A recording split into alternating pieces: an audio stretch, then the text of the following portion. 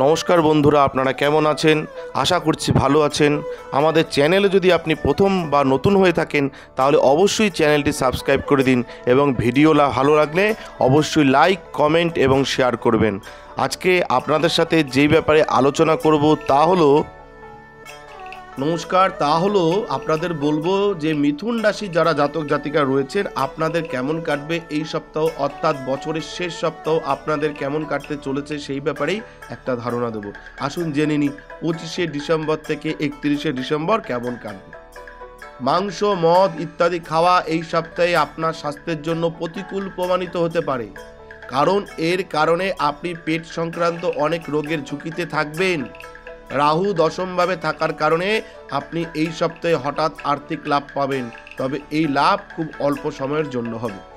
তাই বিশেষ করে যারা কোনো বেআইনি কাজের সঙ্গে জড়িত তাদের এই সময়ে কোনো ধরনের ঝুঁকি নেওয়ার আগে হাজারবার ভাবতে হবে, অন্যথায় আপনি অর্থ হারাতে পারেন। যারা মিথুন রাশির জাতক জাতিকা রয়েছেন এই সপ্তাহে আপনার আচরণ দেখে অন্যদের কাছে মনে হতে পারে যে আপনি পারিবারিক ফ্রন্টে খুব বেশি খুশি নন এবং আপনি আপনার ব্যক্তিগত জীবনে এমন অনেক বাধার সম্মুখীন হচ্ছেন, যার কারণে ভেতরে ভেতরে দমবন্ধ অনুভব করছেন। আপনার এই আচরণের কারণে আপনি আপনার কাজে মনকে কেন্দ্রীভূত করতে কিছুটা অসুবিধার সম্মুখীন হতে পারেন।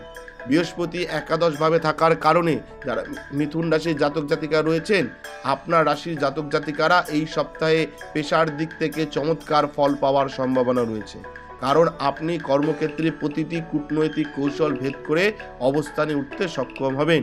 আপনার শৃঙ্খলা এবং কঠোর পরিশ্রম এর সাথে আপনি বেতন বৃদ্ধিও পেতে সফল হবেন।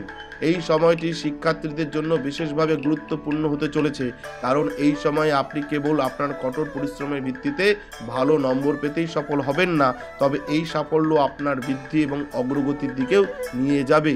এতে সমাজে আপনার এবং আপনার পরিবারের সম্মান বৃদ্ধি হবে।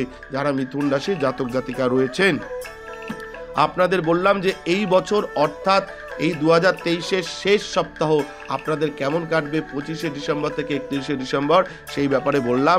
যেই ব্যাপারগুলো বললাম সেটা মাথায় রেখে চলবেন, তাহলে দেখবেন কোনো সমস্যায় আপনাকে সমস্যায় ফেলতে পারবে না এবং এই বছরের শেষটা আপনাদের মোটামুটি ভালোই যাবে।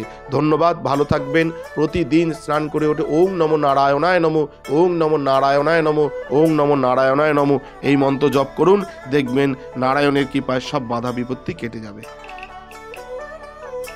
আমাদের ভিডিও আপনাদের কেমন লাগছে? আশা করছি ভালো লাগছে। তাহলে অবশ্যই লাইক করুন, কমেন্ট করুন এবং শেয়ার করুন এবং চ্যানেলটি অবশ্যই সাবস্ক্রাইব করে দিন। ভালো থাকবেন, সুস্থ থাকবেন, ধন্যবাদ। এবং সকলে অবশ্যই কমেন্টে লিখবেন জয় শিব শম্ভু, হর হর মহাদেব, ওম নমঃ শিবায়।